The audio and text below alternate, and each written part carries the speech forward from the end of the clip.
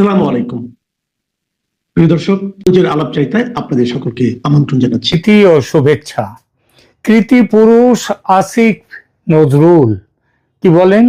আসিফ নয়, আসিফ হবে। তাই নিজের নাম তো কেউ নিজে রাখে না, রাখে তার বাপ মা কিংবা অন্য কেউ। ছেলে মেয়ের নাম কি হবে সেটা ঠিক করে দেওয়ার ব্যাপারে রবি ঠাকুরের খুব চাহিদা ছিল, আর তিনিও ক্লান্তিহীন ছিলেন এই ব্যাপারে। তবে সবার তো আর রবি ঠাকুর অব্দি দৌড় থাকে না। তাছাড়া এই ধরাধামে তার সৃষ্টি প্রবলভাবে বিদ্যমান ঠিকই, তবে তিনি গত হয়েছেন বহু বছর আগে। তাই আমজনতা নিজেরাই তাদের পুত্র কন্যাদের নাম দিচ্ছেন, নাম দেন। আর এই নাম দিতে গিয়ে অনেকেই কানা ছেলের নাম পদ্মলোচন দিয়ে ফেলেন। আপনারা যাকে আসিফ নজরুল বলে জানেন, তার বাপ মা কিন্তু এই নাম দেননি ছেলের। তারা যে নাম দিয়েছিলেন সেটা হলো মোহাম্মদ নজরুল ইসলাম। তারপর তিনি নিজে পাল্টে নিয়েছেন নাম, নিজের নামটা তিনি নিজে দিয়ে দিলেন। সুতরাং অন্য সবার সাথে তার মিল নেই। তিনি হয়ে গেলেন মোহাম্মদ নজরুল ইসলাম থেকে আসিফ নজরুল।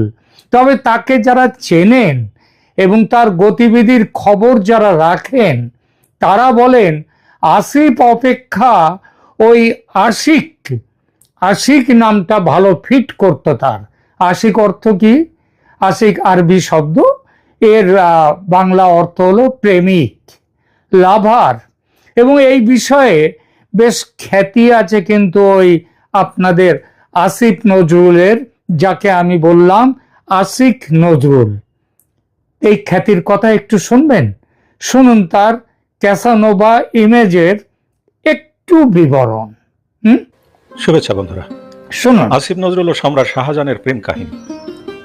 জনপ্রিয় ঔপন্যাসিক হুমায়ুন আহমেদের প্রথম স্ত্রীর মেজো মেয়ে শিলা আহমেদ অন্তর্বর্তীকালীন সরকারের উপদেষ্টা আসিফ নজরুলের তৃতীয় স্ত্রী এবং আসিফ নজরুল শিলা আহমেদের দ্বিতীয় স্বামী।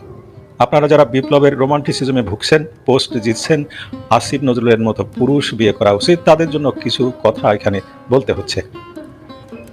আসিফ নজরুলের প্রথম স্ত্রী ছিল তার ছাত্রী অদিতি। শিক্ষক আসিফের বই পড়ে ওই ছাত্রী প্রেমে পড়েছিল। তারপর ছাত্রীর সাথে অনৈতিক কর্মকাণ্ডে জড়িয়ে পড়েন তিনি। অবশ্য বিয়ে করেছিলেন ছাত্রীকে, কিন্তু সেই সংসার বেশি দিন টেকেনি। তারপর 2004 সালে অভিনেত্রী রোকেয়া প্রাচীকে দ্বিতীয় বিয়ে করেন। সেই ঘরে একটি কন্যা সন্তান আছে, নাম রিমঝিম। এর মাঝে শিলা আহমেদের সাথে প্রায় 12 বছর ধরে তার পরকীয়ার গুঞ্জন শোনা যেত। তখন শিলা আহমেদও বিবাহিত। খুব ধুমধাম করে শিলা আহমেদ তার বন্ধু অপুকে বিয়ে করেছিল। সেই ঘরে শিলার একটি 4 বছর ও একটি 2 বছরের কন্যা সন্তান আছে। কিন্তু সব গুঞ্জনের অবসান ঘটিয়ে আসিফ নজরুল 2013 সালে রোকেয়া প্রাচীকে ডিভোর্স দিয়ে তার চেয়ে 18 বছরের ছোট শিলাকে বিয়ে করেন। কাজী অফিসের ছবি ভাইরাল হওয়ার পর সবাইকে বিয়ের খবর জানিয়েছেন বিয়ের 2 মাস পর। তখন আর মানুষের বুঝতে বাকি রইল না সেই পরকীয়ার গুঞ্জন তবে সত্যিই ছিল। এই বিয়েতে শিলার পরিবারের কেউ খুশি ছিল না। পরকীয়া করে বাবার বয়সী আসিফ নজরুলকে বিয়ে করাই রোকেয়া প্রাচী এই ধোঁকা মেনে নিতে না পেরে ভেঙে পড়েছিলেন। শুনলেন? এবার আসা যাক এই খ্যাতিমানের চরিত্রের অন্য দিকগুলো নিয়ে 2-4 কথা বলি। একদা তিনি ছিলেন শেখ মুজিবের গুণমুগ্ধ। মুজিবুর রহমানকে যুগপুরুষ মানতেন এবং শেখ হাসিনাকে তিনি অকুণ্ঠ ধন্যবাদ জানিয়েছিলেন যে যখন শেখ হাসিনা তার বাবার সম্পর্কে লেখেন, এবং সেই লেখাটা নিয়ে একেবারে উচ্ছ্বসিত হয়েছিলেন এই আসিফ নজরুল। এক সময় তিনি ছিলেন জামাত বিরোধী ভয়ঙ্করভাবে, এখন তিনি ভয়ঙ্করভাবে জামাতের ঘরের লোক হয়ে গেছেন।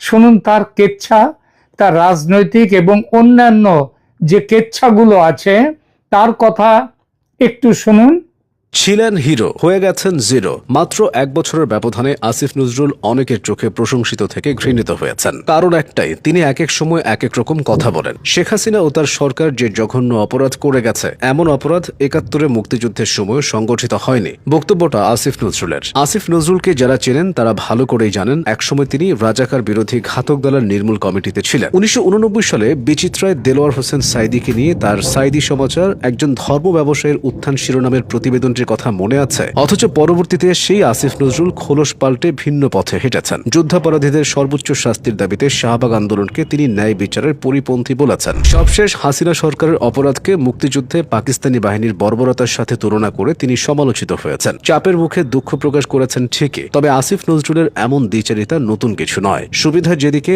আসিফ নজরুলও সেদিকে। শেখ হাসিনা সরকার পতনের আগে আসিফ নজরুল এক বক্তব্যে ২৬ লক্ষ ভারতীয় নাগরিক বাংলাদেশে চাকরি করে বলে দাবি করেছিলেন। কিন্তু অন্তর্বর্তী সরকার ক্ষমতায় আসার পর উপদেষ্টা হয়ে এতদিনেও সে বিষয়ে কোনো দালিলিক বা তথ্যভিত্তিক প্রমাণ দিতে পারেননি তিনি। এছাড়া আসিফ নজরুল একবার বলেছিলেন, হায় আল্লাহ, আমার খালি মনে হয় আমি যদি কোনোদিন কোনো মন্ত্রণালয় বা কোনো দেশ পরিচালনার দায়িত্ব পেতাম, জীবন দিয়ে কাজ করতাম মানুষের হৃদয় জয় করার জন্য। মানুষের হৃদয় জয় করা মানে আল্লাহর হৃদয় জয় করা। অধ্যাপক নজরুলের সেই চাওয়া বা ইচ্ছা পূর্ণ হয়েছে। তিনি এখন সরকারের আইন মন্ত্রণালয়ের উপদেষ্টা হিসেবে দায়িত্বে আছেন। তবে 1 বছর এই দায়িত্বে থেকেও মানুষের হৃদয় জয় করার মতো তেমন কোনো কাজ তিনি করতে পারেননি। উল্টো দেশের আইন শৃঙ্খলার 12টা বেজেছে। আইনের অপব্যবহার আর মামলা বাণিজ্যে চলছে রমরমা ব্যবসা। সংস্কার, বিচার আর পরিবর্তনের কথা বলে মুখে ফেনা তুললেও বাস্তবে দেখা যাচ্ছে উল্টোটা। উপদেষ্টা হিসেবে এই পরিস্থিতির দায়ভার আসিফ নজরুলের উপরও বর্তায়। এ তো গেল তার সরকারি দায়িত্বের কথা। শিক্ষক হিসেবেও আসিফ নজরুলের যোগ্যতা নিয়ে সোশ্যাল মিডিয়ায় নানা সময় আলোচনা সমালোচনা দেখা যায়। আমিনুল হক পলাশ নামের এক ব্যক্তি তার ফেসবুক পোস্টে দাবি করেছেন, আসিফ নজরুল ঢাকা বিশ্ববিদ্যালয় থেকে 1986 সালে স্নাতক এবং 1987 সালে স্নাতকোত্তর ডিগ্রি লাভ করেন। আর এই দুটোতেই তার ফলাফল ছিল সেকেন্ড ক্লাস।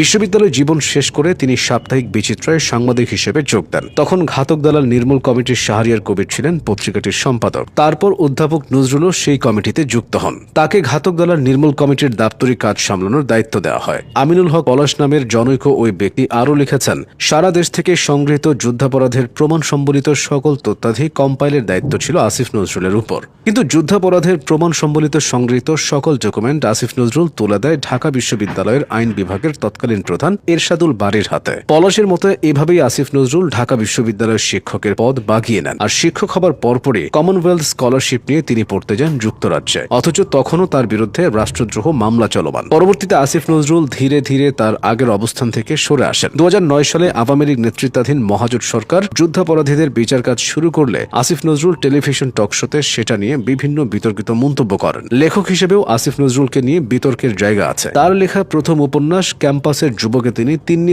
মামলার আসামি গোলাম ফারুক অভিকে ভালোভাবে উপস্থাপন করেছেন। এই অভির সাথে ক্যাম্পাস জীবনে আসিফ নজরুলের ঘনিষ্ঠতার বিষয়টাও উঠে এসেছে আমিনুল হক পলাশের পোস্টে। অতীত ও বর্তমানের এমন দ্বিচারিতা আসিফ নজরুলকে অনেকের কাছে সমালোচনার পাত্র বানিয়েছে।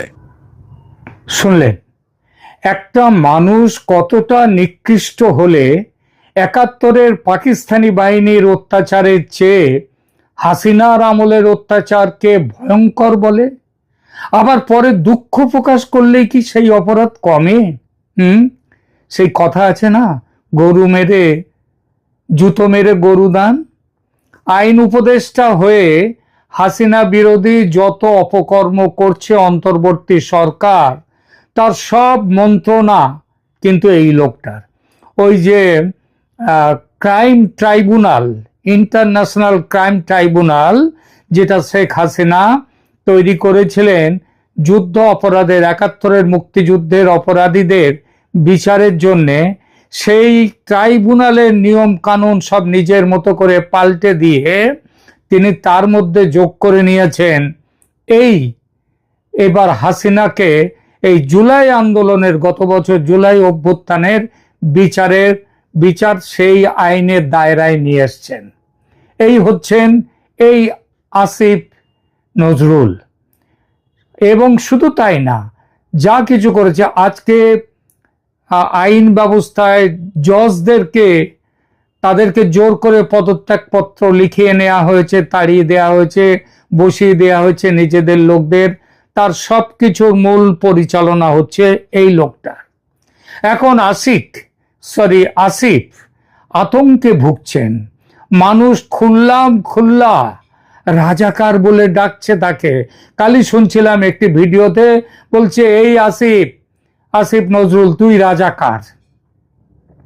তো যত শেখ হাসিনার পদধ্বনি স্পষ্ট হচ্ছে, তত এই বহুরূপীটির বুক কাঁপছে।